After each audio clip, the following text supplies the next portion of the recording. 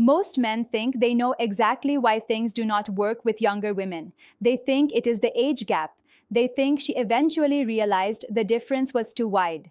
They think she wanted someone her own age, someone who shares her cultural references, her energy, her stage of life. And sometimes those things are true, but they are almost never the real reason. The real reason is something far more invisible, far more fixable, and far more surprising than most men ever consider. I have been making videos about age gap psychology for a while now, and the most common message I receive across every topic I cover is some version of the same sentence. Things were going so well, and then she just disappeared. I still do not understand what happened.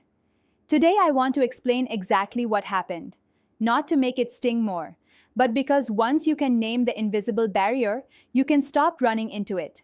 Before I do, I want to ask you something. Think about the last time a connection with a younger woman faded, not dramatically, not with a fight or a clear ending, but just gradually, quietly, inexplicably. Type the number of times this has happened to you in the last 3 years in the comments below. Just the number, no context needed. Because I want to understand the scale of this in our community, and your honesty will shape what I cover next. Now, let me tell you about the invisible barrier. It is not your age. It is not your appearance. It is not your income or your lifestyle or your taste in music. The invisible barrier is a specific mismatch between what you are offering and what she is actually looking for. And here is the critical part. This mismatch has nothing to do with compatibility in the traditional sense. Two people can have wonderful chemistry, genuine intellectual connection, shared values, and real warmth toward each other, and still hit the invisible barrier. Because the barrier operates at a level beneath all of those things. It operates at the level of emotional language. Let me explain what I mean. When a younger woman enters a connection with a significantly older man, she brings with her a set of emotional expectations that are largely invisible, even to her. She is not consciously thinking about them. She cannot list them on paper, but they are there, running quietly in the background of every interaction. And chief among them is this. She expects that a man with more life experience will be more emotionally fluent. Not more emotional, not more expressive or more demonstrative. More fluent, meaning he can read the emotional texture of a conversation without needing it spelled out. He can sense when something is bothering her without requiring a direct announcement. He can hold space for complexity without immediately trying to fix, minimize, or redirect it. He can be present with her emotional reality without treating it as a problem to be solved. This expectation is not unreasonable. It is actually one of the most honest things a younger woman brings to the dynamic. She is not asking for perfection. She is asking for the kind of emotional awareness that comes with age and self-reflection. And here is where the invisible barrier appears. Many older men have accumulated enormous experience in the world. They have navigated careers, businesses, crises, and major life transitions. But a significant number of them, through no fault of their own, largely because of how emotional development was modeled for their generation, have not developed the same fluency in the emotional landscape of close relationships. They are exceptionally capable in almost every domain of life, and quietly, consistently, unknowingly underprepared in this specific one. I want to be very careful here about how I say this. This is not a criticism. This is a description of a pattern that emerges from a specific cultural and generational context. Men who are now in their 40s, 50s, and 60s were largely raised in environments where emotional literacy was not taught, modeled, or encouraged. They were taught to solve problems, to provide, to endure, to lead, all of which are genuinely valuable qualities. But emotional fluency, the ability to sit inside complexity without immediately reaching for resolution, was rarely part of the curriculum. And so, when a younger woman, who has grown up in a generation where emotional vocabulary and self-awareness are far more normalized, brings her interior world into the connection, she often encounters something that feels like a wall. Not a wall of coldness or cruelty, a wall of incomprehension. She mentions feeling a certain way about something. He offers a solution. She tries to explain that she does not need a solution. She just needs to feel understood. He tries harder with a different solution. She goes quiet. He thinks she is upset about the original problem. She is actually experiencing something lonelier than that. She is experiencing the specific ache of feeling unseen by someone who genuinely wants to see her. I want to pause here because I think this is worth sitting with for a moment. How many times have you been in a conversation with a younger woman where she went quiet in a way you could not explain? Where the energy in the room shifted and you could not identify the exact moment it changed? Drop the word yes in the comments if this has happened to you. And drop no if you have genuinely never experienced this. I want to know because the ratio of those answers is going to determine exactly how deep I go on this topic in the coming weeks. Now, here is the part that most people miss entirely when they talk about this dynamic. The barrier is not fixed. Emotional fluency is a learnable skill, not a performance, not a set of lines to memorize, not a technique that mimics understanding without containing it, a genuine, developable capacity that grows with intentional attention. And the first step in developing it is understanding what it actually requires. Emotional fluency in a close relationship does not mean agreeing with everything she feels. It does not mean validating every reaction or abandoning your own perspective. It means being able to acknowledge the emotional reality of another person before responding to the content of what they said. Let me show you the difference in a real conversation. She says, "I feel like you are always rushing to wrap things up when I am trying to talk about something important." The emotionally uninitiated response sounds like, "That is not true. I always make time for our conversations. Last Tuesday, we talked for 2 hours." He has responded to the content. He has produced evidence. He has, in his own mind, addressed the issue. But she does not feel addressed. She feels more unseen than before because the thing she said was not really about Tuesday. It was about a feeling she carries, voice more so, a feeling of not quite mattering enough in the moments that feel most important to her. The emotionally fluent response sounds like, "That sounds frustrating. Tell me more about when you feel that way."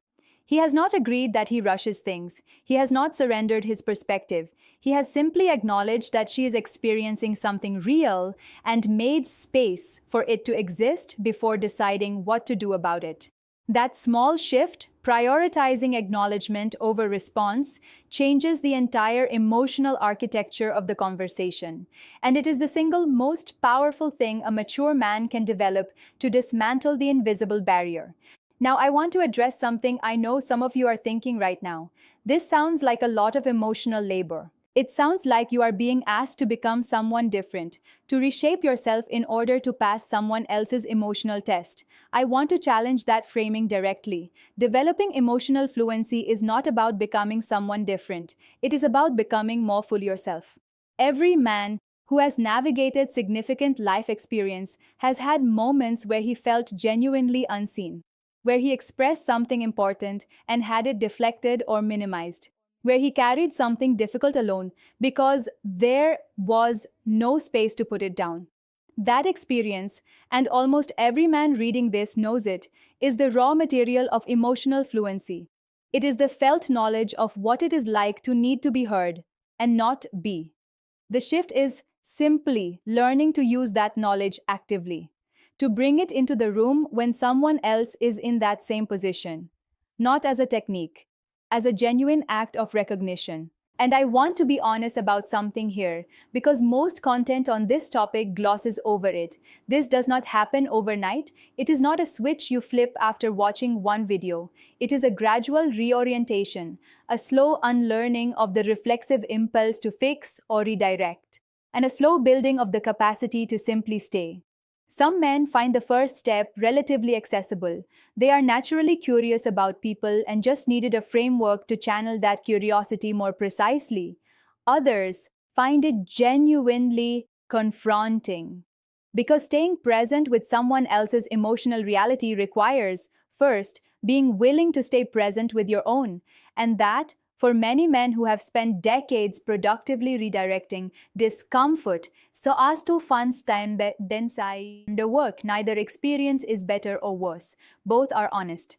I want to ask you something directly at this point. When you reflect on the relationships in your life, not just romantic ones, but friendships, family, colleagues, do you feel like the people closest to you experience you as someone they can bring the difficult, unresolved parts of their life to? Or do they tend to come to you primarily with things that can be fixed, solved, or celebrated? Leave your honest answer in the comments. Open if people tend to bring you the hard things, or solver if they mostly come to you with what can be fixed. There's no wrong answer, but the answer tells you exactly where the work begins.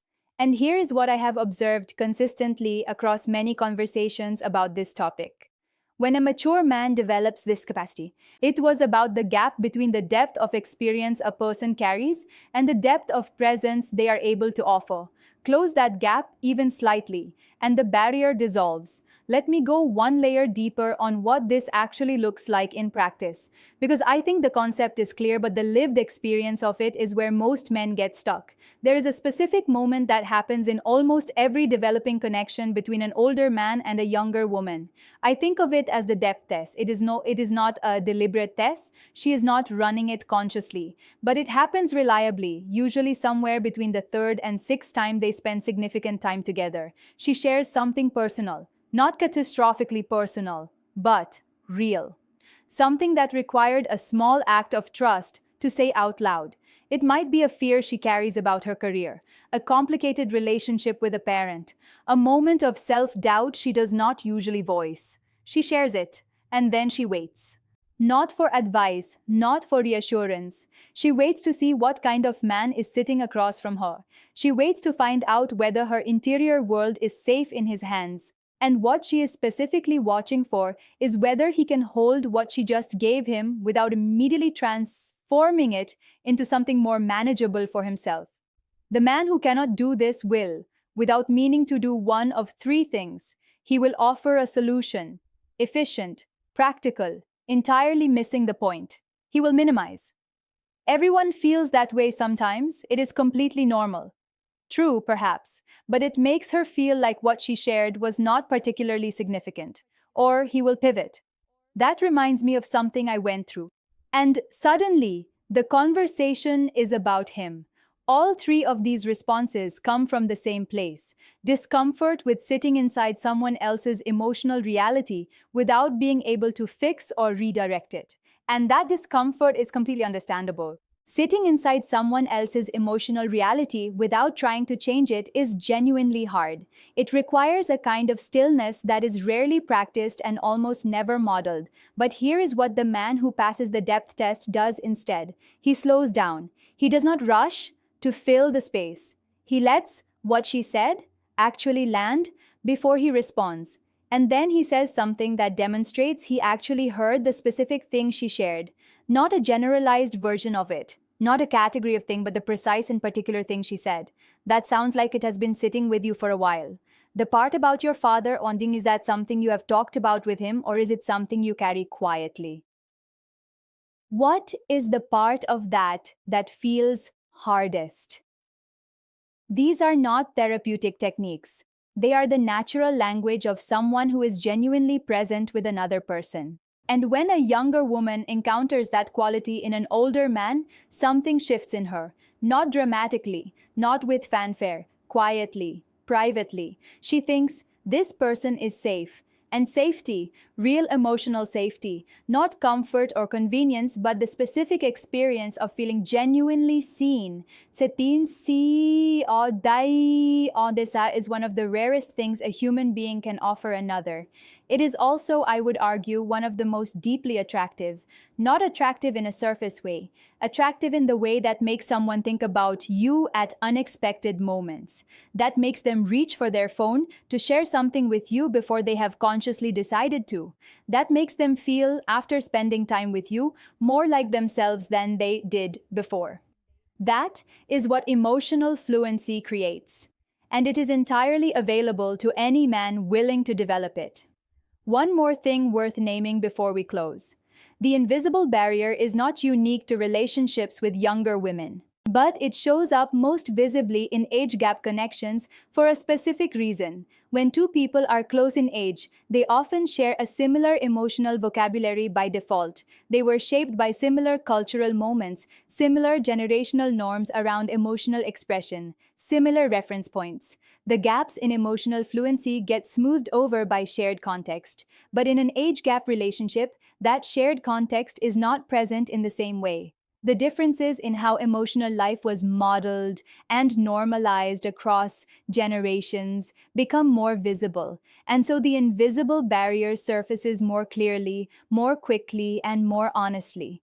In a way, age gap relationships are extraordinarily useful mirrors. They show you exactly where your emotional development is, with less padding, less shared assumption, less unconscious smoothing, which means they are, if you are willing to look at what they reveal, one of the most accelerated paths to genuine emotional growth available.